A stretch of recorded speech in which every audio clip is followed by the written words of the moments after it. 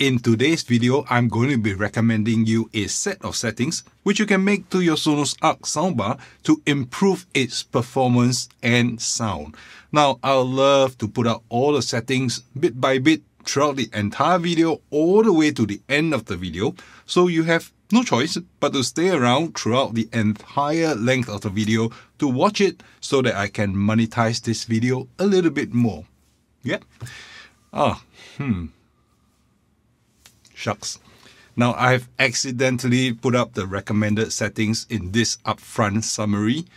Well, that's how I do things on my channel. So I summarize things up front so that you guys don't have to stay throughout the entire video and you can get all the answers. You might have somewhere else to be and you don't want to be wasting time watching the entire video.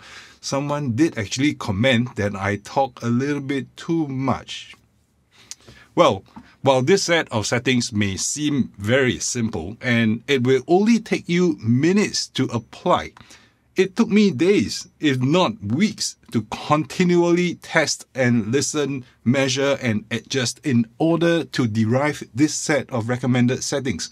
I think my son grew about 2 inches while I was doing the tests. Now, I'm asking for a few things that you can do to reward me for this time and effort. You can finish watching the entire video, watch the ads that YouTube is serving to you while you're watching it. You can subscribe to this channel to help me reach 30,000 subscribers. You can also leave a like on the video to make YouTube recommend it to others like you. Now, better yet, you can leave a comment on this video to increase the engagement. If you have nothing to say, just type in Sibei Ho, okay, so that I know that you are here and watching and showing support. Oh, Sibei Ho here is in Chinese dialect in Hokkien, which roughly translates to very good. But the easiest and the most direct way to reward me for this work would be to click the super thanks button right below this video. Now, this will cost you money, so only do it if you really think that you're benefiting from this video. And back to the settings. Now, go ahead and try it and you will hear for yourself the difference that it makes. If you can hold that off for just another 15 minutes or so, I will walk you through the entire settings and the differences that it makes so that you will learn and understand better why it will help improve the sound. I've even done a binaural recording at the end of the video to help you hear for yourself and see for yourself what differences it makes. Okay, so now that I know you're still sticking around, let me switch to storytelling mode. Right? I love that. The Sonos Arc, along with every other Sonos product in the current lineup, has been updated to firmware version 14.18. This version, as of October 2022, is the best sounding version that has been released in a long time. We have to note that firmware 14.12 actually broke the soundbars and TruePlay when a sub is being attached. Now, the problem has been completely resolved and we are left with a great sound signature and a wide soundstage and a very punchy bass, all of which are things that we appreciate from Sonos and a big part of the portfolio of reasons why we bought into Sonos in the first place. While we are looking at the Sonos stock performance on the stock market, you can see that it was trading at about $14 on the 19th of October when version 14.18 was released. And over the next few trading days right up to yesterday, the stock price was picking up all the way to $16 at close.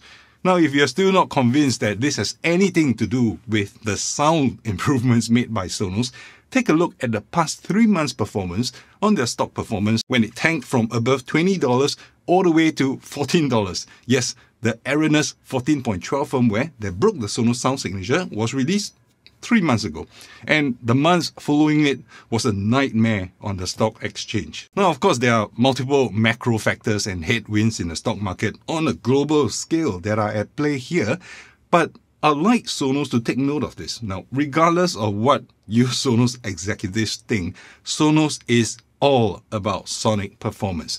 If you can't sell the sound, there is nothing else to sell. So no one is going to buy your stuff if it doesn't sound good. And if I say that your stuff is working well, I'm making you rich by raising your stock prices. Okay, so Patrick Spence, you know what to do. So a lot of you are asking me to update the best setting for Sonos Arc, and I've been holding it off as it was kind of pointless trying to do a best setting videos if the sound signature isn't correct.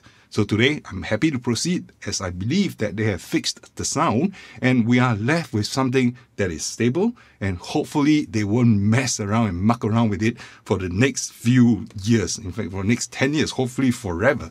Now, a brief take on what the Sonos Arc sounds like. Now, I won't go into the details of the features and what you can do with the Sonos Arc, what you can't do, but I'll let you know that the Sonos Arc is the best performing soundbar from Sonos that is available today. Now, it features 11 drivers with 11 individual amps, and 2 of those are firing sideways for a very wide soundstage, and 2 of those are firing upwards for Atmos effects, which really envelopes you in a 3D audio bubble if you position and place it correctly. The Sonos Arc, like many other Sonos soundbars and speakers, it also features TruePlay. Now, TruePlay is a form of room correction, and it works with an iPhone or iPad to measure out your room and your seating position in order to tame some wild frequencies which might be exaggerated by your room modes. And it will also lift some frequencies if they are being absorbed and eaten up by your room. For home theater setups, it also corrects for the distance of the speakers and where they are placed around the room so that all the sounds from the surround from your soundbar reaches you at the exact same time, creating a very coherent soundstage. In today's video, we are looking at some tweaks and settings that you can play with to make the sound from the Sonos Arc even better than it is right out of the box. Now, note that I'm performing this test from my own room, in my own room, which is definitely going to be different from yours. Your results may vary, but you can take these as a baseline setting and tweak from there to your liking. And yeah, your listening preference might also be different from mine. So in today's test, I have tested with the Sonos Arc with a Sub Gen 3, which is a very common configuration. I didn't put in the surrounds. The surrounds won't change this a lot. They add to the surround effect, but the overall output still lives within the frequency response range. So from a sound signature perspective, it doesn't change much. It just enhances the soundstage dramatically. Now, let me introduce you to the concept of frequency response. Now, basically what I do is I use a specially calibrated mic from Mini DSP, which is the UMic 1. This is connected to my computer where I run Room EQ Wizard, REW software, which will pump a series of frequencies all the way from 20 Hz to 20 kHz to the Sonos Arc through my LG CX TV, all at the same volume or amplitude. Now, in an ideal setup, the curve will be flat. In other words, when you put in 90 dB of sound at 20 Hz, you get 90 dB of sound picked up by the mic. But as with every single system in the world, that won't be the case, and you will get some frequencies, usually the lower or the higher end, depressed by a little bit because the system can't produce those frequencies at the desired levels. There will also be certain frequency ranges where the system exaggerates the output and puts out more than intended. This may be by design, and the resulting curve is basically representing the sound signature of the system that you have. In the case of the Sonos Arc, when it's paired with the Sub, this white curve here that you are seeing is what Sonos Arc is putting out when I do a frequency response sweep. So you can see from there, the bass response of the Sonos Arc plus Sub Gen 3 is indeed exaggerated, and it will come across to you. It will sound like a very powerful setup. In fact, in this particular case, it does seem to be pushed a little bit too high in my room and might have been causing a little bit of unnecessary boom, and the bass will come across as a little bit uncontrolled or boomy, if you would. The curve is a little bit too lopsided for my liking, and what I will be trying to do next is to create a slightly smoother and flatter response curve. It means to say that if the sound source says create bass at 90 dB, it will create bass at 90 dB and not more. If the sound source says create treble at 85 dB, it creates treble at 85 dB, not less. Basically, I'm just trying to flatten the curve. In order to achieve that, these are the settings that I have used. On the EQ page, reduce bass by a notch, setting it at -1. For the treble, increase it to a +4. This is useful for Atmos content where the treble is slightly rolled off. Leave the loudness on, which is on by default.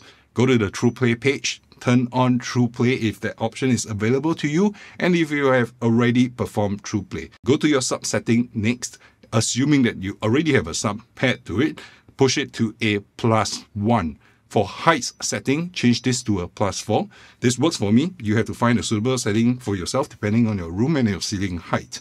Now, if you have surrounds paired to the Arc, you can also set the surround setting. Usually, I leave them at stock position at 0, and TruePlay will take care of the volume based on the distance. But if you like louder surround effects, you can push a bit of gain here. Remember also to make sure that the volume limiter is not turned on by accident. It is not on by default, but in case you have played around with it, turn it off. So after these settings are done, you will get to this curve represented in blue.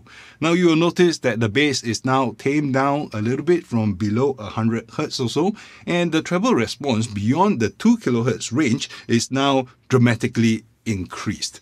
From listening, you will feel less of an impact on the bass, but the response is actually smoother and you won't feel the booming effect as much.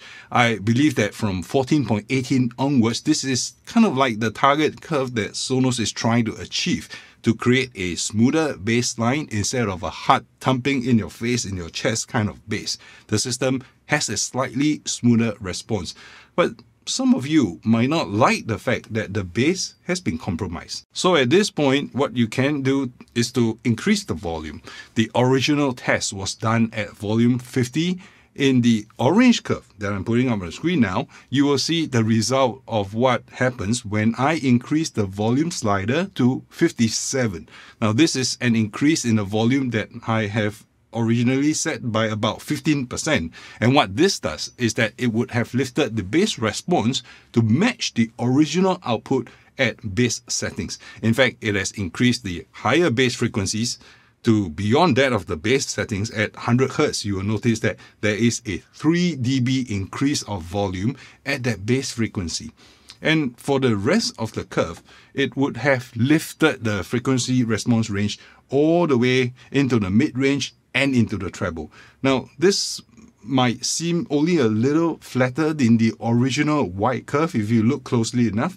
Now, the last thing that I have done is to flip on the speech enhancement on the now playing page. This setting in 14.18 now has a tremendous impact on the sound signature. Now, go back to the now playing page and make sure that you have something playing on the TV so that two options of night sound and speech enhancement is available for you. I definitely would leave night sound off as it limits the dynamic range of the Sonos Arc. The result of turning on speech enhancement is in the green curve here. Now, usually I have speech enhancement turned off, but as of 14.18, the speech enhancement has a profound impact on the sound signature. Now, in this setup that I'm sharing today, I'm recommending that you turn that on. This pushes up the mid-range and treble tremendously, but it will sacrifice some of the lower end. The effect is that you get a more balanced sound and speech is very robust and the sense of presence is great. But if you are in for the bass, you can definitely turn this off and it will enhance the bass output, magnifying the impact on the lower end. This is definitely down to personal preference. At the end of the day, this is my recommended set of settings summarized right here. You will see that the bass response is flatter, but at the increased volume output levels, the output levels are not compromised as opposed to the original settings in white. The mid-range and the treble has been lifted tremendously, and you will get a much more even frequency response throughout the entire frequency range. So since my first video review on the Sonos Arc almost 2.5 years ago, this channel has grown from a very small channel with a few hundred subscribers to almost 30,000 subscribers today.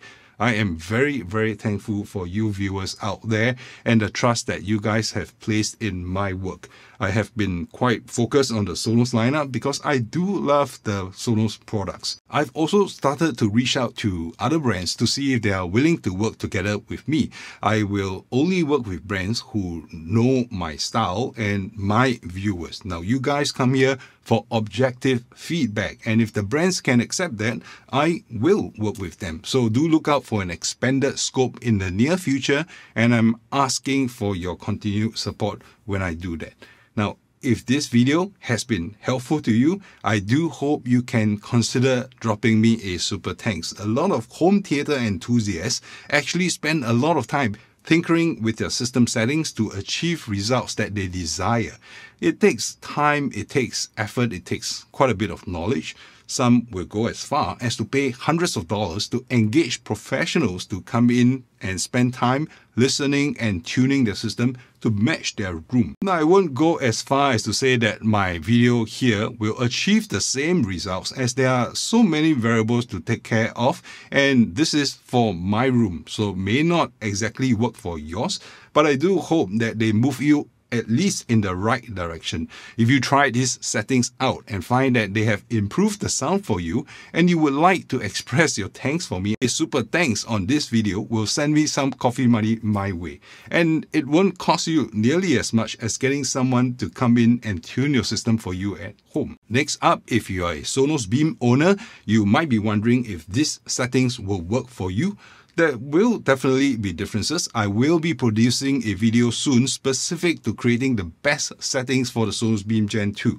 Now do look out for that video, and if you're not already subscribed to this channel, do consider doing so and ringing that notification bell so that you will be notified when that video drops. Now, as a parting shot, I'm leaving you with two videos. The first video is a recording of the Sonos Arc and the Sonos Sub Gen 3 at completely stock settings. The second video is a recording of the same setup but with my recommended settings. You can hear and see from the spectrum analyzer yourself what a difference this makes. I'm very happy with this set of settings after tinkering around for weeks, and I hope that you will be too, and they allow you to enjoy the Sonos Arc setup even more than you ever did.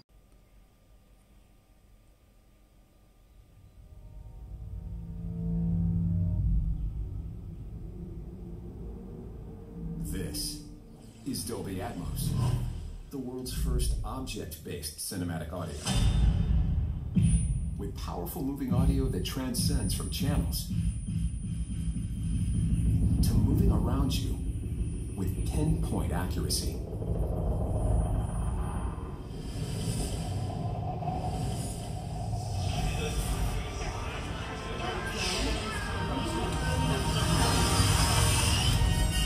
Whether the soundscape sets the mood of the scene,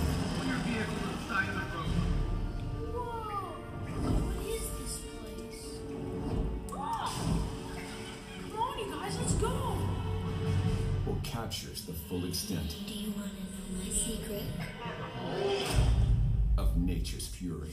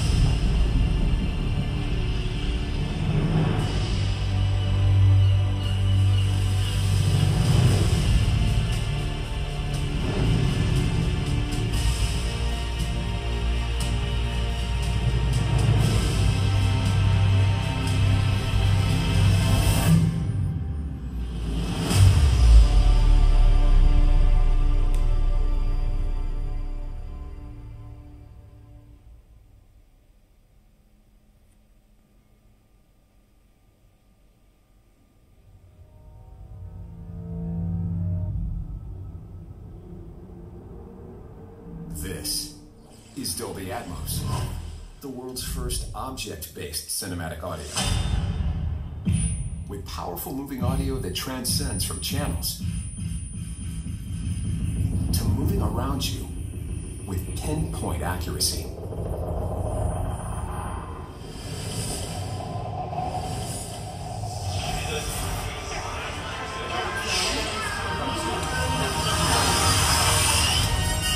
Whether the soundscape sets the mood of the scene. Whoa! What is this place? Come on, you guys, let's go! Or captures the full extent. Do you want to know my secret? Of nature's fury.